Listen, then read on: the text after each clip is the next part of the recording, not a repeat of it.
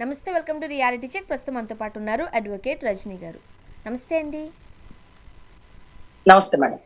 ప్రస్తుతానికి తెలంగాణలో వాడి వేడి మనం చూస్తూనే ఉన్నాం. జూన్ 2న పవన్ కళ్యాణ్ గారు తెలంగాణ నవ నిర్మాణ సంకల్ప సభ అంటూ ఒక సభను ఏర్పాటు చేయబోతున్నారు. అది బహిరంగ సభ లేకపోతే 4 గోడల మధ్య ఎక్కడైనా చేస్తారా అనేది ఇప్పటివరకు క్లారిటీ లేదు. యాక్చువల్గా ఇలాంటి సభలు నిర్వహించేటప్పుడు ముందుగానే వెన్యూ ఏంటి, ఎవరెవరు హాజరవుతున్నారు, ఎంతమంది వచ్చే అవకాశం ఉంది, ఇవంతా మనం పర్మిషన్స్ ఇవన్నీ చూస్తూనే ఉంటాం. బట్ ఏంటో ఆ విచిత్రం ఇక్కడ మాత్రం బహిరంగ సభ కాదు అన్నట్లుగానే అర్థమవుతుంది అంటున్నారు. అసలు ఏంటి సభ ఉద్దేశం, ఏమంటారు? అంటే ఆ సభ ఉద్దేశం ఏదైనా కానీ పెట్టిన డేటు బాగా హై టెన్షన్ నెలకొల్పుతుందండి. ఎందుకంటే అది ఇవాళ పెట్టచ్చు, ఎల్లుండి పెట్టచ్చు, అవతల ఎల్లుండి పెట్టచ్చు, రేపే ఎందుకు పెట్టాలి? దీనివల్ల తెలంగాణ రాష్ట్రంలో ఒక గుబుల్ లాంటిది ఉందండి. ఏదో చేస్తున్నాడు, ఏదో చెయ్యాలని చూస్తున్నాడు, ఇంటెన్షన్ ఏదో ఉంది అనేటటువంటి ఒక క్లమ్సీనెస్ అనేది ఏర్పడింది. దానివల్ల ఇవాళ రోజు చూస్తున్నారు కదా, పొన్నం గారు మాట్లాడారు, కవిత గారు మాట్లాడారు. ఇంకా మాట్లాడిందల్లా ఆ సీఎం ఒక్కరే మాట్లాడలేదండి. ఆ సీఎం గారు అసలు ఏంటో నిన్నటి రోజు ఎన్టీ రామారావు గారి విగ్రహాన్ని చూస్తే ఇది హస్తమా సైకిలా అర్థం కాని పరిస్థితి అయితే నెలకొనింది రాష్ట్రంలో. చాలా మంది సీనియర్ అడ్వకేట్లు, రాష్ట్ర రాజకీయ సలహాదారులు అందరూ కూడా, అంటే తెలంగాణ ఎన్కౌంటర్ కేసు అది చేసినప్పుడు నాకు అనుభవం కదండి. సో వీళ్ళందరూ అంటున్నారు, అతను మీ మనిషేనమ్మా, మీకు తీసుకెళ్ళిపోవచ్చు కదా మీ రాష్ట్రానికి అన్నట్టుగా మాట్లాడుతున్న ధోరణి అండి. ఎందుకంటే మీరు చూసారు లేదా, తెలంగాణ చిన్న చిన్న కుర్రోళ్ళు ఉంటారు, అంటే తెలంగాణ ఉద్యమకారుకులు, అంటే అరెస్ట్ అయిన వాళ్ళు, కేసులు పెట్టించుకున్న వాళ్ళు, కొంతమంది ప్రాణార్పణ చేసిన కుటుంబ సభ్యులు, వీళ్ళందరూ ఎన్టీ రామారావు గారి బొమ్మని దిష్టి బొమ్మ అంటున్నారు. ప్రభుత్వం మారితే ఈ దిష్టి బొమ్మలన్నీ పార్సల్ చేసి మీ రాష్ట్రానికి పంపిస్తానంటూ కూడా ఆ కవిత గారు వీళ్ళు కూడా అందరూ మాట్లాడిస్తున్నారు. కవిత గారు డైరెక్ట్ గానే చెప్పారు కదా, ఇంకొకసారి మా జోలికి వస్తే మీ మూతిపళ్ళు రాలగొడతాం అన్నారు. ఆంధ్రాకి సంబంధించిన వాళ్ళ విగ్రహాలన్నీ కూడా ఎవరైతే ఉన్నారో వాళ్ళు మీ ఆంధ్రాకి పార్సిల్ చేస్తామని అంటున్నారు. అంటే ఈ సబ్జెక్ట్ గురించి మాట్లాడుకోవాలంటే చాలా పెద్ద సబ్జెక్ట్ అండి. బట్ రామారావు గారిని మనం ఒక ప్రాంతానికి ముడిపెట్టి చెప్పలేం. ఎందుకంటే ఆయన కళాకారుడు, 2 తెలుగు రాష్ట్రాల ప్రజలను తన నటనతో ఉర్రూతలు ఊగించారు. కాబట్టి రామారావు గారి విషయంలో ఆయన ఒక ప్రాంతానికి మనం ముడిపెట్టి మాట్లాడగలమా?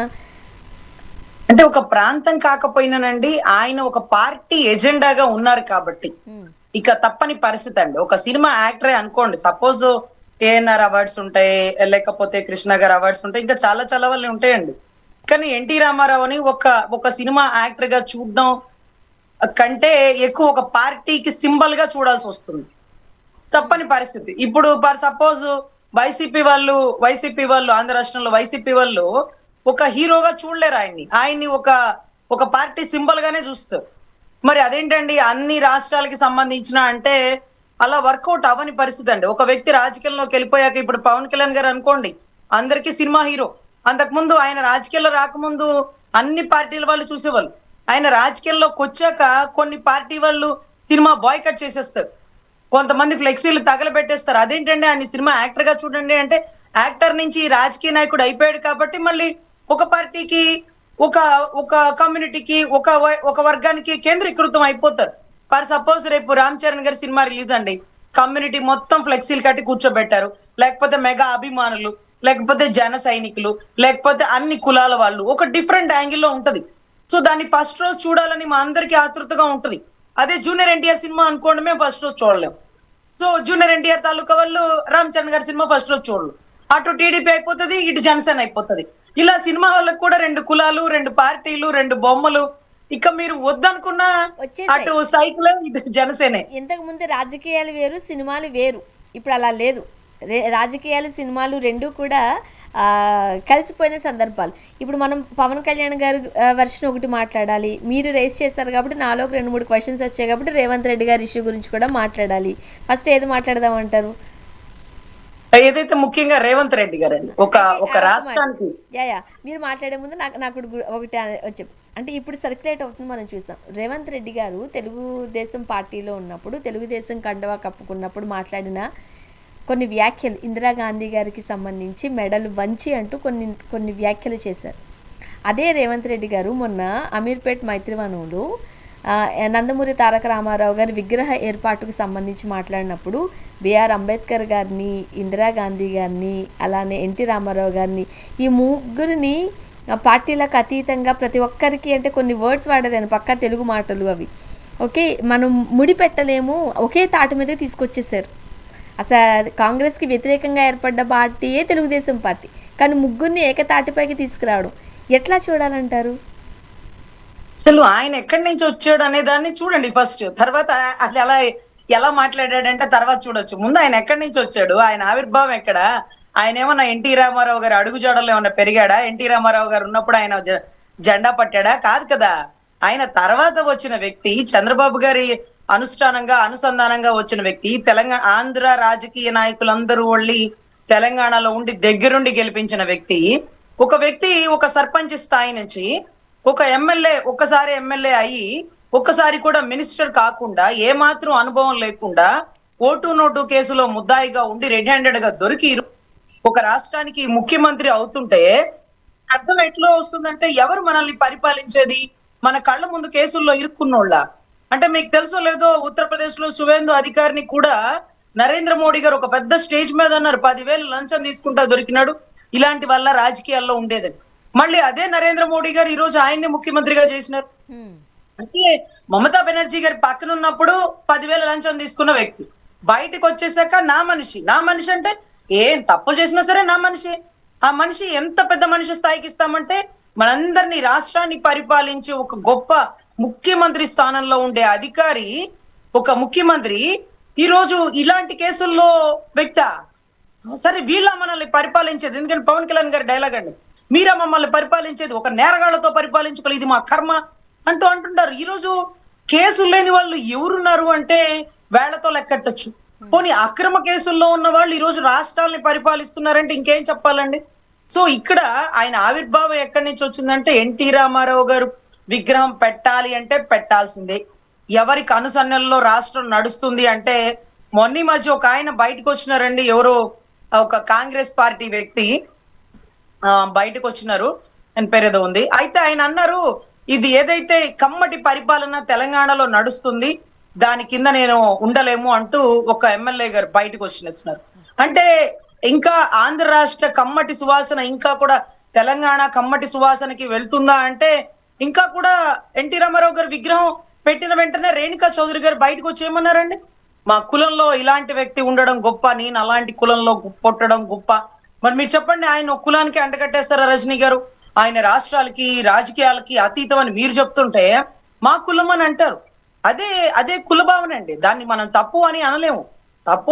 ఈ రోజు ఛత్రపతి శివాజీ మహారాజ్ అందరికీ రాజైనప్పటికీ మరాఠీ వాళ్ళు మావోడని ఎలా అంటారో, ఆ భావన ఉండకూడదని మనం ఎంత తొలగించిన మహిళలలో, లేకపోతే ఆయన అభిమానుల్లో, లేకపోతే ఆయన కుల వర్గాల్లో ఆయన భావన అది ఉంటది. మా ఓడు చూడరా ఎంత పెద్ద విగ్రహం, మా ఓడు చూడరా ఎంత గొప్పగా సాధించినాడు, ఆ భావన ఉంటదండి. ఈ రోజు ముఖ్యమంత్రి గారి మీద పడిన నింద హస్తం గుర్తా, సైకిల్ గుర్తా అంటున్న పరిస్థితి. ఈ రోజు బట్టి విక్రమార్క గారు వచ్చారండి దానికి, ఆ విగ్రహ ఆవిష్కరణకి రాలేదు కదా. నేను ఎక్కడో చూడలేదు ఆయన్ని. ఒకళ్ళ చూసిన అంత భారీ డైలాగులు ఆయన కొట్టర్లేండి. ఎందుకంటే ఆయన ఇటు కాంగ్రెస్ పార్టీ నుంచి, వైసీపీ పార్టీ నుంచి, రాజశేఖర రెడ్డి గారి ప్రభుత్వంలో నడిచి వచ్చిన వ్యక్తి కాబట్టి ఆయనకి కాంగ్రెస్ ఆలోచన ఉంటది. ఈయన టీడీపీ నుంచి వచ్చిన వ్యక్తి కాబట్టి టీడీపీ ఆలోచన ఉంటది. వీళ్ళిద్దరిని కలిగినప్పుడు అప్పుడు కాంగ్రెస్ గొప్ప, టీడీపీ నుంచి వచ్చిన వాడు గొప్ప అంటే ఎవరు డబ్బులు పెట్టినారు, ఎవరి బలం నడిచింది? టీడీపీ బలమే. సో ఎవరు ముఖ్యమంత్రి అవ్వాలి? సో రేవంత్ రెడ్డి గారి కంటే 100 రెట్లు అనుభవం గల వ్యక్తి బట్టి విక్రమార్క గారు. కానీ ఎవరి కనిసన్నలో నడిచింది తెలంగాణ రాష్ట్రం అంటే ఇక ఓపెన్. నిన్నటి రోజు మోడీ గారు స్టేజ్ మీద ఎక్కినప్పుడు కూడా, మీరు మాతో కలిసి ప్రయాణం చేయాలని ఒక రాష్ట్ర ముఖ్యమంత్రిని, ఒక ప్రధానమంత్రి ఆన్ స్టేజ్ మీద అడగడం, అది అసలు వర్కౌట్ అవుతుందా అండి? ఆ రాహుల్ గాంధీ గారు, అటు సోనియా గాంధీ గారు అదేంటి ఆ స్టేజ్ పంచుకోవడం ఏంటి, రాజకీయాలు మాట్లాడద్దని చెప్పాలి కదా నువ్వు ఆయనకి, ఆయన స్టేజ్ తో పాటు నువ్వు కూర్చోవడం ఏంటి? ఈ పార్టీలో ఆ బట్టి గారిని కాదని నీకెందుకు ఇచ్చినావు అంటే, ఒక ట్రిప్ కాంగ్రెస్ ని పొగుడుతారు, ఒక ట్రిప్ టీడీపీని తిడతారు, ఒక ట్రిప్ ఎన్టీ రామారావు గారు గొప్ప అంటారు. అందుకేనండి కాక్రోచ్ పార్టీ వచ్చి మొన్న ఏం చెప్పింది రూలు, ఒక పార్టీలోంచి ఉన్న వాళ్ళు వేరే పార్టీలోకి వెళ్తే 20 సంవత్సరాలు రాజకీయంలో పనికి రాకుండా ఉండేలాగా ఒక ఆంక్ష విధించింది. మీడియా కూడా ఎవరికైతే తొత్తుల్లా పనిచేస్తుందో వాళ్ళ ఐటీ సమాచారాలు బయటికి తీయండి, వాళ్ళ ఆస్తి పాస్తులు ఎంక్వైరీ చేయండి, అని అనింది. సో ఇట్లా యువత యువత చాలా గొప్పగా ముందుకు వస్తున్నారండి. దీంట్లో ఆయన ఒక ముఖ్యమంత్రి అయ్యుండి ఇంతమందితో విమర్శలు ఎదుర్కోవడం కరెక్ట్ కాదు.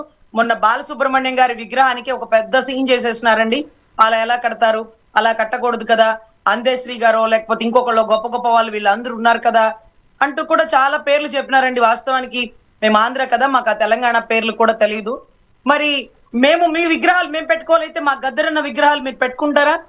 మా వాళ్ళ విగ్రహాలు అంటూ ఒక 10 పేర్లు చెప్పేసినారండి. ఆ పేర్లు ఎవరివో కూడా తెలియదు మాకు. హ్మ్.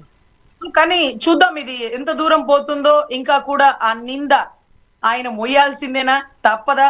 ఏమనంటే వాళ్ళు ఇచ్చిన అవకాశమే కదా! పోగలడా? విగ్రహం కట్టద్దు అంటే కట్టకూడదు అంతే. ఇక మరోపక్క పవన్ కళ్యాణ్ గారి సభకి సంబంధించి రేవంత్ రెడ్డి గారికి తెలియకుండానో పర్మిషన్స్ లేకుండానో సభ పెట్టే అవకాశం అయితే లేదు. బట్ ఇప్పటి వరకు మనం ఈ వీడియో చేస్తున్న ఇప్పటి వరకు కూడా సాయంత్రం అవుతుంది. ఇప్పటి వరకు కూడా ఎక్కడ పెట్టబోతున్నారు, ఆ వెన్యూ ఏంటి, దానికి సంబంధించి ఎవరెవరు హాజరు అవ్వబోతున్నారు అని కానీ, లేకపోతే మీడియా ప్రతినిధులుగా ఒక ఇన్విటేషన్ ఇవ్వడం కానీ ఇప్పటి వరకు జరగలేదు. ఎలా అర్థం చేసుకోవాలి? అసలు నేనైతే ఓపెన్ గానండి పవన్ కళ్యాణ్ గారికి, గౌరవ డిప్యూటీ సీఎం గారికి ఒక్కటే చెప్తున్నాను సార్. ఈ రాష్ట్రం మిమ్మల్ని డిప్యూటీ సీఎం స్థానం దాకా కూర్చోబెట్టింది. రాగల రోజుల్లో మీ అదృష్టం, జనసేన అదృష్టం, మీరు సీఎం దాకా కూడా వెళ్ళగలరు. ఈ రోజు తెలంగాణ ఆంధ్ర రాష్ట్రం రాచుకునే మంటలాగా అయిపోయింది. రేపటి రోజు మీరు అక్కడ సభ పెడితే, మొన్నటి రోజు మీరు మాట్లాడిన మాటలకి, ఎప్పుడో పొన్నం గారు మాట్లాడిన మాట ఏంటంటే, నేను ఎప్పుడో కొబ్బరి చెట్ల గురించి కూడా ఆయన ప్రస్తావిస్తున్నారండి. నిన్నటి రోజు కవిత గారు, ఇవాళ రోజు కవిత గారు మాట్లాడిన మాటలు కానీ, ఏదైతే ఉస్మానియా యూనివర్సిటీ విద్యార్థులు మాట్లాడిన మాటలు కానీ కొట్టుకు చచ్చే పరిస్థితి తెలంగాణలో ఉందండి. ఈ టైంలో సభ పెట్టడం, ఒకరికొకరు కొట్టుకోవడం, మీరు మాత్రం ప్రోటోకాల్ సైరన్ కారు గన్మెన్ తో వెళ్ళిపోవడం, ఆ సంపత్ నాయక్ లాంటి స్టూడెంట్స్ లేకపోతే ఉస్మానియా వాళ్ళు, అసలు ఏమన్నా అర్థం ఉందా అండి? అసలు ఈ టైంలో నవ నిర్మాణ సభ అంటే కొత్తగా ఏదో నిర్మాణం చేయబోతున్నారు. ఏం చేయబోతున్నారు? మా తెలంగాణని ఏం చేయబోతున్నారు? ఎవరు మీరు? ఆ అసలు ఇక్కడ ఆంధ్ర రాష్ట్రంలో ఒక కష్టంని అలవాటు చేసినారండి. పవన్ కళ్యాణ్ గారికి ఎదురెవ్వరు మాట్లాడకూడదు. పవన్ కళ్యాణ్ గారిని ఎవరన్నా విమర్శిస్తే ఒక బృందం వచ్చేస్తది. ఆ బృందం ఎలా ఉంటదంటేనండి, మొత్తం నువ్వు వెళ్ళా, నువ్వు ఒక్కొక్కవి, నువ్వు నక్కవి, నువ్వు అది, నువ్వు ఇది, నువ్వు క్యారెక్టర్, ఇలా అంతా అనేస్తారు. ఈ గుంపును తట్టుకోలేక పాపం ప్రొఫెసర్ నాగేశ్వరరావు గారు కూడా ఇచ్చిన మాట, అంటే అన్న మాటని వెనక్కి తీసుకున్నారు. నేను ఒక రోజు అండి అన్నను, ఇది చలికాలం చేయించుకోవాల్సిన సర్జరీ, ఇది పెద్దగా ఎండాకాలం చేయించుకోరు, ఆయన ఎండాకాలంలో చేయించుకొని చాలా మంచిదైంది. చెన్నైలో ఇప్పుడు ప్రచారానికి వెళ్ళకుండా కరెక్ట్ గా సరిపోయింది. అలా వెళ్ళుంటే ఏమై ఉండేది? విజయ్కి ఎదురుగా మనం ఏం మాట్లాడుండే వాళ్ళం? ఎనీవే చాలా మంచిది. ఏసీ రూమ్ లో ఉన్నారా, ఐసీలో ఉన్నారా, ఓకే రెస్ట్ తీసుకుంటే మంచిది అన్నానండి. దీంట్లో ఎక్కడన్నా బూత్ గాని, ఎక్కడన్నా ఆయన తప్పని గాని, ఎక్కడన్నా విమర్శించింది గాని ఉందా? కానీ బృందం మొత్తం పార్టీ లెటర్ రిలీజ్ చేస్తారండి. పవన్ కళ్యాణ్ గారిని ఏమన్నా అంటే మొత్తం తిరగబడండి, సోషల్ మీడియా దాడి చేసేయండి, బూతులు తిట్టేయండి, పోస్టులు పెట్టేయండి అన్నట్టుగా అందరూ వచ్చేసి ఆ కుక్కలు ఈ నక్కలు, అబ్బా ఎంత వల్గర్ లాంగ్వేజ్ వాడేసి ఫేస్బుక్ లో పోస్టులు పెట్టేశారు. అంటే ఇక్కడ భారతదేశంలో నార్వేలో ఒక రిపోర్టర్ అడిగిందండి, మీ బోర్డు రిపోర్టర్ అడిగింది, పత్రికా స్వేచ్ఛ మీ దేశంలో ఎక్కడో చిట్ట చివరిలో ఉందేంటండి, 180 దేశాల్లో 155వ స్థానంలో ఎక్కడో ఉన్నట్టుంది కదా అని అడిగితే సమాధానం చెప్పుకొని వెళ్ళిపోయారండి. కానీ ఎక్స్పెషల్ గా ఆంధ్ర రాష్ట్రంలో వాక్ స్వాతంత్రం అనేది ఎవరి మీదైనా మాట్లాడుకో, కానీ పవన్ కళ్యాణ్ గారి గురించి ఒక్క మాట మాట్లాడినా ప్రెస్ మీట్లు ఉండదు, డైరెక్ట్ దాళ్లే అని వాళ్ళ పార్టీకి సంబంధించిన వ్యక్తి డైరెక్ట్ ప్రెస్ మీట్ లో చెప్పినారండి. అంటే ఆయన గురించి మాట్లాడకూడదా? అదేంటది? ఎలా బ్యాన్ చేసేసినారు? వాక్ స్వాతంత్రంలో ఆర్టికల్ 19 సబ్ క్లాస్ 1 లో ఎగ్జామ్షన్ ఏమన్నా ఉందా? ఒక పార్టీ అధినేత ఎక్స్పెషల్ గా పవన్ కళ్యాణ్ గారి గురించి మీరు విమర్శించకూడదు అని. అరే మేమేమన్నాం అయ్యా? రేపు 2వ తారీఖు వాళ్ళ రాష్ట్రంలో ఆవిర్భావ సభ, వాళ్ళు ఎన్నో ప్రాణత్యాగాలు చేసి ఎప్పటి నుంచో తెలంగాణ కోసం పోరాడి ఒక సాయుధ దళం వేసి మా రాష్ట్రాన్ని మేము కాపాడుకున్నాం, సంపాదించుకున్నాం, మా రాష్ట్రం మేము అని వాళ్ళు తపన పడుతుంటే, అదే రోజు నవనిర్మాణ సభ అంటుంటే పోనీ అది కూడా తప్పులేదు. నిన్న మొన్న వచ్చిన ఎలిగేషన్స్, ఉస్మానియా యూనివర్సిటీ స్టూడెంట్లు, లేకపోతే కమ్యూనిస్ట్ భావజాలం గల్ల వాళ్ళు, లేకపోతే జర్నలిస్టులు అందరూ బయటకు వచ్చి అన్నన్ని మాటలు అన్నాక పచ్చి బూతులు తిడుతున్న టైంలో ఈ రోజు ప్రెస్ మీట్ పెట్టి నవనిర్మాణ సభ అంటే 2 రాష్ట్రాల ప్రజలు ఎంత ఇబ్బంది అండి. ఆయనంటే ఇక్కడ ఆంధ్ర రాష్ట్రంలో మమ్మల్ని అన్నట్టుగానే ఉంటది. అంటే మేమేం చేయగలుగుతాం? గతంలో తెలంగాణ ప్రజల దిష్టి తగిలి కోనసీమలోని కొబ్బరి కాయలన్నీ ఇదైపోయాయి అన్న వ్యాఖ్యలు ఒకటి, అండ్ మరోపక్క తెలంగాణ రాష్ట్రం ఏర్పడినప్పుడు నేను 11 రోజులు అన్నం తినలేదు అన్న వ్యాఖ్యలోటి పొన్నం ప్రభాకర్ గారు గుర్తు చేసుకుంటూ సారీ చెప్పాలి వీటికి సమాధానం. మరోపక్క టీఆర్ఎస్ పార్టీకి సంబంధించి కవిత గారు ఇది 2.0 నేను చూడ్డానికి అంత మంచిదానిలా కనిపిస్తున్నాను కానీ నేను చాలా మొండిదాన్ని, మీ ఆంధ్ర వాళ్ళ విగ్రహాలన్నింటినీ ఆంధ్రాకి పార్సిల్ చేస్తాం, ఎక్కువ మాట్లాడితే మూతిపల్లి రాళ్ళు కొడతాం అనేసారు ఆవిడ. డైరెక్ట్గా పవన్ కళ్యాణ్ గారిని ఉద్దేశించి ఆమె మాట్లాడారు. ఈ ఈ ఈ వ్యాఖ్యల పట్ల మరి ఎట్లా చూస్తారు జన సైనికులు? ఇప్పుడు కూడా కేసులు పెడతారా ఏంటి?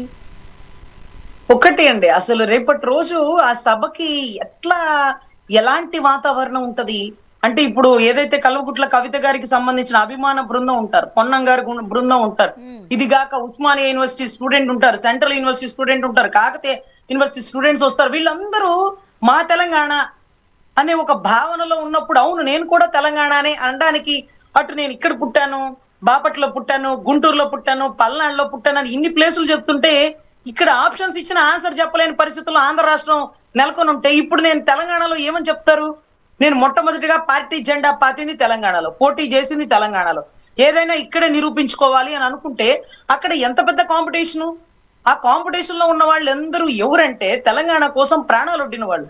ఈ రోజు మీకు గద్దరన్న అంటే ఇష్టం, గద్దరన్నకి మీరంటే ఇష్టం, ఏదన్నా చెప్తారు గద్దరన్న ఇదిగో నా జేబులో ఉన్న డబ్బులన్నీ, అతని జేబులో ఉన్న డబ్బులన్నీ నేను తీసుకునేంత స్వతంత్రం ఉంది, చాలా మంచోడు అంటారు, అంతవరకే. అంతేకాని మీరు గద్దరన్న మీద ప్రేమాభిమానాలతో ఎప్పుడన్నా ఉద్యమంలో పాల్గొన్నారా? ఏ రోజున్నా తన్నులు తిన్నారా? ఏ రోజున్నా కేసులు వేయించుకొని పోలీస్ స్టేషన్ లో ఆయనతో పాటు అరెస్ట్ అయ్యారా? ఏ రోజున్నా దాడి జరిగిందా? ఏ రోజున్నా కండవా వేసుకొని గద్దరన్నతో పాటు ఉద్యమంలో అప్పుడున్న ప్రభుత్వాన్ని గద్దరన్నతో పాటు కూర్చొని ఎప్పుడన్నా ఆ ప్రభుత్వాన్ని విమర్శించినారా? లేదు కదా. ఇక్కడ తెలంగాణ ఉద్యమం అంటే వాళ్ళు ఒక పీక్ స్టేజ్ కి వెళ్ళిపోయారండి. మీకు తెలుసో లేదో, కెమెరామెన్ గంగతో రాంబాబు సినిమాలో ఎంత కాన్సెప్ట్ ఓరియంటెడ్ గా ఒక పెద్ద మెసేజ్ ఉంటుందండి. నేను ఆ సినిమా చూసిన ప్రతిసారి అనుకుంటాను సినిమా చాలా బాగుంది, ఎందుకు హిట్ అవ్వలేదు అంటే అది తెలంగాణ ఉద్యమం టైంలో తీసినటువంటి సినిమా. ఆ సినిమాని అప్పుడు వాళ్ళు నిలబెట్టి ఆ సినిమాని బ్యాన్ చేసి పెట్టినారా మరి పక్కన పడేసినారో తెలియదు, కానీ సినిమా అట్టర్ ఫ్లాప్ అని, సినిమా లేదని పక్కన పడేసినారు. అంటే అక్కడ వాళ్ళ విప్లవాత్మకం ఎలా ఉంటుందంటే, ఓ పక్కన మేము రాష్ట్రం తెలంగాణ స్థాపించుకోవడం కోసం మేము తపన పడతంటే, నువ్వు ఆంధ్ర తెలంగాణ విడిపోకూడదు నేను అన్నం తినలేదని నువ్వు మాట్లాడుతుంటే, ఇదే కదా పొన్నం గారు ఈ రోజు అనింది. మొన్నటి రోజు ఎప్పుడో షబ్బీర్ అలీ గారు మాట్లాడిన మాటలు లేకపోతే ఇవన్నీ కూడా తెలంగాణకి ఆయనకి అక్కడ ఉండేటటువంటి వైరుధ్యాలలో ఈ టైంలో, అదే రేపటి రోజే సభ అనగానే అది ఎంత దూరం దారితీస్తుందండి. ఎంతమంది ఈ రోజు ఆ సభ కోసం వచ్చున్నారు, రేపు ఎక్కడ అనేది తెలియదు, లేకపోతే అజ్ఞాతంగా ఏమైనా చేస్తారా, చేస్తే కొరడాలు కొడతారు అంటే ఇక్కడ పోలీస్ బందోబస్తు ఉంటది కదా, మీరు ఎవరు పర్మిషన్ ఇచ్చారు, ఇంతమంది బయటకు ఎందుకు వచ్చారు, ఇవన్నీ కూడా గొడవలు కదా. ఇప్పుడు వాళ్ళదేముందండి నాయకులు. మరోపక్క తెలంగాణ సెంటిమెంట్ మరొక్కసారి రాజుకునే అవకాశం లేదు అంటారా? మేము పోరాడాము, మా రాష్ట్రాన్ని మేము తెచ్చుకున్న తర్వాత కూడా ఆంధ్ర పాలకులు ఇక్కడికి వచ్చి మమ్మల్ని మరలా పాలిస్తామంటే మేమెందుకు ఊరుకుంటామనే స్వరం గట్టిగానే వినిపిస్తోందిగా. అదే అర్థం కాలేదండి. బ్రిటిష్ వాళ్ళు భారతదేశానికి స్వతంత్రం ఇచ్చేసి వెళ్ళిపోయాక మళ్ళీ ఇంకోసారి యుద్ధం చేయాల్సి వచ్చే పరిస్థితి లాగా ఉంది అని నిన్నటి రోజు అక్కడ ఉస్మానియా సోదరుడు మాట్లాడుతున్న మాట. ఎందుకంటే ఇన్ని నైజాం ప్రభుత్వం నుంచి లేకపోతే ఒక పెద్ద ఉద్యమాల నుంచి మేము బయటకు వచ్చి తెలంగాణ మాది అని మేము స్థాపించుకుంటే మళ్ళీ ఆంధ్ర పాలకులు మమ్మల్ని పాలించే పరిస్థితి. ఈ రోజు రేవంత్ రెడ్డి గారు అంటే ఆ ఏరియా వాళ్ళు అనుకోవచ్చండి. ఈ రోజు చంద్రబాబు నాయుడు గారు అంటే ఇక్కడ తిరుపతి, లేకపోతే ఎన్టీ రామారావు గారు అంటే ఇక్కడ నిమ్మకూరు. సో ఇక్కడ వాళ్ళ విగ్రహాలు అక్కడ ఎందుకు పెట్టాలనే ఒక చిచ్చు రాజేసుకుని బాలసుబ్రహ్మణ్యం గారి విగ్రహం ప్రతిష్టాపనకి ఎందుకు ఆపారంటే చూసినారో లేదో, ఆయన అంటే ఒకరోజు తెలంగాణ ఉద్యమానికి సంబంధించిన పాట పాడమన్నప్పుడు ఆయన ఆలోచించినాడంట. దాని గురించి అది కూడా వాళ్ళు కీప్ ఆన్ మైండ్ అనమాట, వాళ్ళు మైండ్ లో పెట్టుకున్నారు. మరి ఈ రోజు పవన్ కళ్యాణ్ గారిలో కాన్సెప్ట్ ఏంటంటే, ఆ రోజు తెలంగాణ ఆంధ్ర విడిపోయినప్పుడు 10 రోజులు నేను భోజనం చేయలేదు అంటే, ఆహా నీకు విడిపోకూడదా, తెలంగాణలో ఇంకా కూడా మీ పెత్తనం చేస్తారా, ఇంకా అదే వాళ్ళ మైండ్ లో ఉంది చూసినారా. సో ఇటువంటి అప్పుడు కొత్తగా నవనిర్మాణం అంటే ఏం నిర్మిస్తాడు రా బాబు, ఎక్కడ మీటింగ్ పెడతాడు, ఎక్కడ పర్మిషన్, పోలీస్ బందోబస్తీ, వీళ్ళందరూ కూడా పాపం జన సైనికుల్ని హౌస్ అరెస్ట్లు చేసేసి మీరు ఎక్కడ పెడుతున్నారు చెప్పండి, ఇలా కూడా ఉంటదండి. కానీ ఇదంతటిని కను సైగతో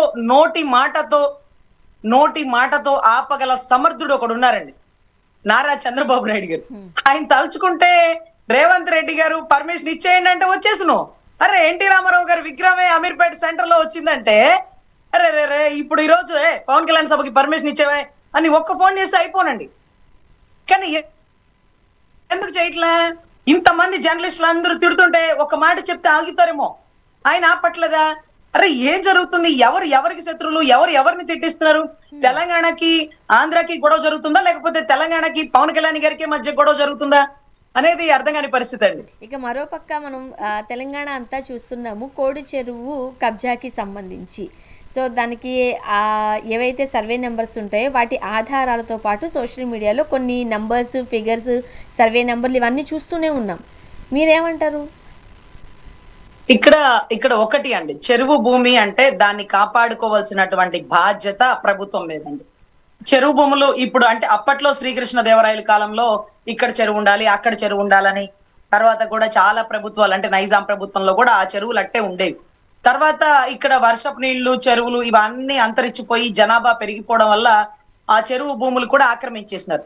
కానీ కొంతకాలానికి అలా చెరువు భూములు ఆక్రమించేసుకుంటే కొంత ఇబ్బంది నెలకొంటుంది అంటట్టుగా మొన్నటి రోజు రంగనాథ్ గారు కొరడా జాడించి ఎక్కడెక్కడ చెరువు భూముల్లో ఆక్రమించినటువంటి 10 అంతస్తుల బిల్డింగులు సైతం పడగొట్టేసినటువంటి ధోరణి మీరు చూసినారు. ఎంత మంది నిర్వాసితులు అయిపోయినారో మీరు చూసినారు. ఎన్ని గొడవలు, ఆఖరికి కన్వెన్షన్ హాల్ ఏదో ఉందండి నాగార్జున గారు, ఎన్ కన్వెన్షన్ తెల్లారేసరికి అది పెద్ద బ్రేకింగ్ న్యూస్లో చూసాం మనం.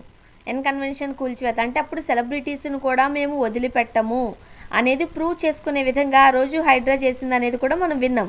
మరి ఈ రోజు పవన్ కళ్యాణ్ గారికి సంబంధించి ఎంత ఇష్యూ నడుస్తున్నప్పుడు ఈ హైడ్రా ఎక్కడుంది, ఎవరు ఎందుకు స్పందించట్లేదు? నాగార్జున గారికి ఒక రూలు, పవన్ కళ్యాణ్ గారికి ఒక రూలా? దానికి కూడా ఒక రఘు గారు అని ఒక సోదరుడు అండి, అతను మాకు తెలంగాణ దిశ ఎన్కౌంటర్ కేసు అప్పుడు నాకు గద్దరన్న ఆయన్ని పరిచయం చేసినారు. 2-3 ట్రిప్పులు అతను ప్రెస్ మీట్ లో కూడా నేను వాయిస్ ఇచ్చే ఎన్కౌంటర్ కేసులో అతను కూడా ఆ ఊరికెళ్ళి మక్తల్కి చూసినాడు. అంటే ఒక మంచి ఫైటర్ అండి, ఒక జర్నలిజం దాంట్లో ఒక మంచి ఫైటర్, నిజాన్ని వెలికి తీయడం కోసం గద్దరన్న ఆదర్శాలు కలిగిన వ్యక్తులు మేమందరం చూసినాం. కాబట్టి ఇక్కడ ఆ రఘు అన్న గురించి ఒక విషయం చెప్పాలండి. ఇక్కడ ఎవిడెంటరీతో బయటకు తీస్తూ అతని అఫిడవిట్ ని బయటకు తీస్తూ అంటే 706 సర్వే నెంబర్ ని వెలికి తీసి ఒక మ్యాప్ లో చూపిస్తూ ఇది చెరువు, ఇది నడి చెరువు, అంటే మిడిల్ ఆఫ్ ద చెరువులో ఉంది, ఇది మధ్యలో ఉన్నది నడి చెరువు. సో ఇది 706 అయితే దీనికి హద్దు 708 ఉండాలి కదా, 709 ఏమైపోయింది, 9కి వచ్చేసింది. ఈ 708 లో ఏం లేదు. ఇవన్నీ అడుగుతున్నప్పుడు సంపత్ నాయక్నో సాగర్నో కూర్చోబెట్టి మేమేం పని, మాకెందుకు ఆక్రమించుకుంటామని ఒక ట్రిప్. వాళ్ళని కాదు, కొంచెం పెద్దవాళ్ళు రావాలి అంటే ఆ డైరెక్టర్ గారు ఎవరో టిటిడి బోర్డు నెంబర్ ఆయన బయటకు వచ్చారు, ఇంకొక మేడం బయటకు వచ్చారు. వీళ్ళందరూ చెప్తుంది ఏంటంటే అక్కడ ఏం చేస్తున్నారయ్యా, వ్యవసాయమే కదా అని. ఎందుకని బిల్డింగ్ కట్టలేదు, ఎందుకని గెస్ట్ హౌస్ కట్టలేదు, పర్మిషన్ ఇవ్వలేదా మీకు, అందుకని గెస్ట్ హౌస్ కట్టలేదా? సో అది ఒకటి అండి. అది సి పట్టా, ఏక్ ఫసలీ పట్టా, ఇలా రెండు వేరియేషన్స్ ఉంటాయండి. ఈ ఏక్ ఫసలీ కానీ ఈ సి పట్టాలు కానీ ఇవన్నీ ఎవరికి ట్రాన్స్ఫర్ అవ్వదు, ఎవరు అమ్మకూడదు, ఎవరు కొనకూడదు. అంటే ఒక ఖరీఫ్ రఫీ సీజన్ లాగా ఉంటదండి. ఖరీఫ్ సీజన్ లో విపరీతమైన వర్షం వచ్చినప్పుడు ఆ చెరువు నిండిపోతుంది. ఒకవేళ రబీ సీజన్ లో వర్షం రాలేనప్పుడు అక్కడ ఉండేటటువంటి పేద ప్రజలు, అక్కడ నివాసం ఉండేటటువంటి వారు ఆ చెరువు భూమిని ఆక్రమించుకొని పంట వేసుకుంటారు. వర్షం వచ్చినప్పుడు ఆటోమేటిక్ గా పంట అంతా నీరైపోతుంది, అది చెరువు అయిపోతుంది. ఇట్లా ఒకప్పుడు పర్మిషన్ ఉండేది. కానీ ఈ చెరువు భూమికి కొత్తగా పట్టాలు ఇచ్చేసి ఇన్ని చేతులు మారి ఎలా రిజిస్ట్రేషన్ అయిపోయింది. 10 ఎకరాలు కొనుక్కున్నప్పుడు ఒకటే ఖాతా నెంబర్ వస్తుంది, ఒకటే రిజిస్ట్రేషన్ జరుగుతుంది. కానీ 10 ఎకరాలు కొనుక్కున్నప్పుడు 3 ఎకరాల 12 గుంటలు, 3 ఎకరాల 8 గుంటలు, 3 ఎకరాల 10 గుంటలు, తర్వాత మిగతా 10 గుంటలు, ఇవన్నీ కలిపి మూడు సర్వే నెంబర్లు 3కు సంబంధించి ఒకసారి రిజిస్ట్రేషన్, ఒకసారి రిజిస్ట్రేషన్, 2 ఖాతాలు వచ్చింది. ఈ 2 ఖాతాలు మార్చి ఒక ఖాతాలో పెట్టమని వాళ్ళే అప్లై చేసినారు. ఇవన్నీ ఎలా ఉంటాయి అంటే, ఎందుకని 10 ఎకరాలు ఒకేసారి రిజిస్ట్రేషన్ చేయించుకోక 2 ఖాతాలు ఎందుకు తెరిచినారు? 20 ఎకరాలు 25 ఎకరాలకు కూడా ఒకటే ఖాతా నెంబర్ ఉంటది కదా. అంటే ఇది చెరువు భూమి, ఇలా ఒకేసారి మార్చకూడదు, 2 చేతులు మారి రావాలి అనే ఒక ధోరణి ఉండేమో. తర్వాత వాళ్ళే చెప్తారు మేము ఇక్కడ వ్యవసాయమే గత చేస్తారు. అంటే మీరు వ్యవసాయం చేస్తున్నారంటే మీకు తెలుసు అది చెరువు భూమి అని. చెరువు భూమి అని తెలిసాక మీరు ఎలా కొంటారు? కొన్నప్పుడు వెనక్కి ఇచ్చేయాలి కదా, అది తెలంగాణ రాష్ట్ర సంపద కదా. ఆ చెరువు భూమిని మనం ఆక్యుపై చేయకూడదు కదా. మీరు ఆక్యుపై చేయలేదు, కొనుక్కున్నారు, లీగల్ గానే కొనుక్కున్నారు. కానీ అలా కొనుక్కునేటప్పుడు రోజుకి 2 కోట్లు తీసుకుంటారు మీరు సినిమా షూటింగ్లు కానీ మీరే చెప్తారు. 1 లక్ష రూపాయలు ఇస్తే మా బోటి లాయర్లు వచ్చి అసలు ఆ పొలం నేచర్ ఏంటో కనిపెట్టేవాళ్ళు కదా. ఒకటి వస్తువు ఏదైనా కొనుక్కునేటప్పుడు, ఒక పొలం ఒక సైట్ కొనుక్కునేటప్పుడు లీగల్ అడ్వైస్ తీసుకుంటారు. అది కొనొచ్చా, కొనకూడదా, రేపు ఫ్యూచర్ లో దాని వారసులు ఎవరు ఉన్నారా, మిగతా వాళ్ళు ఏమన్నా సంతకాలు పెట్టుకో కూడా చూసుకుంటారు. సో ఇవన్నీ చూడకుండా ఏకదం మీరు కొనేసుకొని ఈ రోజు ఆ సోదరుడు అడుగుతుంది అది చెరువు భూమే కాదా? అంటే చెరువు భూమి అది ఎఫ్టీఎల్కి వస్తుందా, బఫర్ జోన్లోకి వస్తుందా? ఓకే, అసలు అక్కడ ఏం చేయొచ్చు? ఇన్ని కేటగిరీస్ ఉన్నప్పుడు అవి ఏమీ చూసుకోకుండానే పవన్ కళ్యాణ్ గారు అక్కడ కొన్నారా? ఇంకొకటి, అక్కడ మోకిలా ఏరియాలో ఓన్లీ పవన్ కళ్యాణ్ గారు మాత్రమే లేరు, సినిమాకి సంబంధించిన వాళ్ళు చాలా పెద్ద పెద్ద వాళ్ళ ఆస్తులు అక్కడ ఉన్నాయి. వాళ్ళు ఎవ్వరి పేర్లు ఈరోజు బయటకు రావట్లేదు, ఓన్లీ పవన్ కళ్యాణ్ గారు మాత్రమే టార్గెట్ చేసి మాట్లాడుతున్నారు అనేది కూడా ఒక ఆరోపణే. అఫ్ కోర్స్ అండి, అక్కడ చాలా మంది డైరెక్టర్లు ప్రొడ్యూసర్లు కొనుక్కున్నారు. ఆయన ఒకటి ఖుషి సినిమా వచ్చిన అమౌంట్ తో ఒక ట్రిప్ కొనుక్కున్నారు. ఆ సినిమా ఎప్పుడు రిలీజ్ అయింది, అది ఎప్పుడు కొన్నారు. దానికి ఎదురుగా ఒక రోడ్డు ఉంటది, రోడ్డు ఆనుకుని ఒక చెరువు భూమి. ఈ చెరువు భూమి కొనకూడదు అనుకున్నప్పుడు గెస్ట్ హౌస్ కి ఎదురుగా నేను వ్యవసాయం చెయ్యాలి, ఏదో ఒకటి చేసేసి ఆ చెరువు భూమిని కొనేయండి అన్నారా? లేకపోతే కొన్నాక అది చెరువు భూమి అని తెలిసిందా? What ever it may be, మనకి తెలిసాక ఇది తప్పు అని తెలిసాక మనం ఏమన్నా సాధారణ కార్యకర్తలం కాదు కదా. 10 మందికి, కొన్ని కోట్ల మందికి రిప్రజెంటేటివ్ పర్సన్స్ ఈ రోజు నీ వైపు ఒక వేలు చూపిస్తున్నప్పుడు నాకు తెలియకున్నాను, అది తర్వాత తెలిసింది అది చెరువు భూమిని, ఏముంది దాన్ని తెలంగాణ రాష్ట్రానికి ఇచ్చేస్తాను అని చెప్పాలా? ఎందుకంటే వాళ్ళు కూడా అడుగుతుందదే, మా భూమి మాకు ఇచ్చేయండి, మేము ఊరుకోం. రంగనాథ్ గారు మిగతా వాళ్ళందరికీ పెద్ద పెద్ద బిల్డింగ్లే పడగొట్టారుగా, ఇది తీసుకోండి, మీరు వెనక్కి తీసుకోండి, చెరువు భూమిని చెరువుకే తీసేసుకోండి, మీరు అలా వాళ్ళు ఆక్యుపై చేస్తే మీరు ఊరుకోకూడదు అంటే చుట్టూ ఫెన్సింగ్ వేసి మొక్కలేసినారు. కానీ బిల్డింగ్ ఎందుకు అట్లా? మీరు గమనిస్తే దానికి కరెంట్కి పర్మిషన్ రాదండి, దానికి వాటర్కి పర్మిషన్ రాదు, దానికి సంబంధించిన రోడ్డుకి పర్మిషన్ రాదు. అంటే వీళ్ళు తొందరపడి రిజిస్ట్రేషన్ చేసుకున్నప్పటికీ అప్పుడున్న అధికారులు దానికి ఏ పర్మిషన్ ఇవ్వాలన్నా నేచర్ ఆఫ్ ద ల్యాండ్ అనేది చూస్తారు, నేచర్ ఆఫ్ ద ల్యాండ్ అని చూస్తారు. అది ఏక్ ఫసలి కానీ సి పట్టా కానీ అవన్నీ ట్రాన్స్ఫర్ అవేవి కావు, అవన్నీ రిజిస్ట్రేషన్స్ అవేవి కావు, అలా జరగకూడదు కూడా. ఇప్పుడు మొన్న మధ్య కూడా మాకు ఇక్కడ ఇక్కడ పరిసర ప్రాంతాలండి, ఇక్కడ మాకు వసంత ప్రసాద్ గారి కాన్స్టిట్యున్సీలో చెరువు భూమి ఒకళ్ళు ఆక్యుపై చేసేవాళ్ళ, ఖాళీగా ఉన్న భూమి కదా, ఒక 10 ఇళ్ళు వేసుకునే వాళ్ళు. కలెక్టర్ దగ్గర నేనే స్వయంగా వెళ్ళి పెట్టిన, సార్ ఇది చెరువు భూమి సార్, గతంలో ఎవరో 10 ఇళ్ళు కట్టుకునే వాళ్ళు రేకుల షెడ్లు వేసుకున్నారు, ఇప్పుడు ఏకంగా పునాదులు తీసి హోటళ్లు కట్టేస్తున్నారు, లేకపోతే దీనికి పట్టాలు సృష్టించి 30 లక్షలకు అమ్మేసినారు. చెరువు భూమికి పట్టాలు ఎలా వచ్చినాయి సార్? ఎవరు రిజిస్ట్రేషన్ చేశారు? ఎవరు అమ్ముతారు? చెరువు భూమి అమ్మకాలు కొనుగోలు ఏంటి అని అడిగితే ఆ కలెక్టర్ గారు స్వయంగా చెప్పిన మాట, రజనీ గారు చుట్టుపక్కల చాలా శక్తులు ఉంటాయండి, మీకు తెలీదు, మీరు హైకోర్టులో రిట్ అయ్యండి, ఒక ఆర్డర్ తీసుకురండి, తద్వారా నేను మీరు చేయాల్సింది చేస్తానంటే, చెరువు భూమిని కాపాడాల్సిన పని రిటైర్మెంట్ అధికారులది కాదండి, రిటైర్మెంట్ ఎంప్లాయీస్ ది కాదు. బాధ్యతాయుతంగా వాళ్ళు గమనిస్తున్నారు, కానీ బాధ్యత గల్ల ఒక గవర్నమెంట్ ఆఫీసులో ఉన్న వాళ్ళు చర్యలు తీసుకోవాలంటే చుట్టుపక్కల చాలా శక్తులు ఉంటాయి. అంటే చెరువు భూముల మీద పట్టాలు రావాలన్నా, రిజిస్ట్రేషన్ జరగాలన్నా ఏ రాజకీయ నాయకుడికి సంబంధం లేకుండా, ఏ రాజకీయ నాయకుడు ఆదేశాలు లేకుండా కొత్త కొత్త సృష్టికర్తలుగా ఎవరు అధికారులు మారలేరండి. సో దీంట్లో కూడా ఏదో గ్యాంబ్లింగ్ ఉందనేది విషయాన్ని మనం గమనించుకోవాలి. ఆయన తప్పున, అంటే ఆయన వైపున తప్పు లేకపోతే ఓపెన్ గా నాకు అది తెలియక కొన్నాను, తెలిసింది ఈ రోజే చెరువు భూమి అని, నేను ప్రభుత్వానికి ఇచ్చేస్తాను, తెలంగాణ ప్రభుత్వానికి అని ఒక స్టేట్మెంట్ ఇవ్వాలని వాళ్ళు చాలా దృఢంగా ఉన్నారు. లేదు మేము ఇంత డబ్బు పెట్టి కొనుక్కున్నాము, చెరువు భూమి అని తెలిసింది, మేము మోసపోయామంటే, అరే ఇళ్లు కట్టిన వాళ్ళే మోసపోయి నేలమట్టం అయిపోయిన పరిస్థితి. రంగనాథ్ గారు అందరి విషయంలో స్ట్రిక్ట్ గా ఉండి పవన్ కళ్యాణ్ గారి విషయంలో ఎందుకు స్ట్రిక్ట్ గా లేరంటే, ఆ రఘు అని తొలి వెలుగు సంబంధించినటువంటి మీడియా మిత్రుడు అంటున్నాడు, మీరు ఒక్క కులమనా ఈ పులిహార కలుపుతున్నారని. అంతే కదా, మరి లేనిపోని డౌట్లు ఎందుకండి? ఏమనంటే ఆయన ఓపెన్ గా చెప్తున్నారు, మీరు కాకినాడ ఎంపీగా టికెట్ ఇస్తారా అని కూడా. ఈ మధ్య కాలంలో ఈ కులాల రచ్చ, కులాల రగడ ఎక్కువగా చూస్తున్నామండి. మరి ఎవరు స్టార్ట్ చేశారు అనేది అందరికీ తెలిసిన విషయమే కావచ్చు, కానీ ప్రతిదానికి కులాలే తెర మీదకి వస్తున్నాయి. చూడాలి మరి ఏం జరగబోతుంది. మరి పవన్ కళ్యాణ్ గారు ఎలాంటి డెసిషన్ తీసుకుంటారు, ఏమైనా స్పందిస్తారా, రేపు సభలోనన్నా దీనికి సంబంధించి ఏమైనా మాట్లాడతారా, చూద్దామండి. Thank you so much Rajani గారు, మీ అభిప్రాయాలు పంచుకున్నారు. Thank you very much. Thank you. ఇది వాళ్ళ రియాలిటీ చెక్. Stay tuned.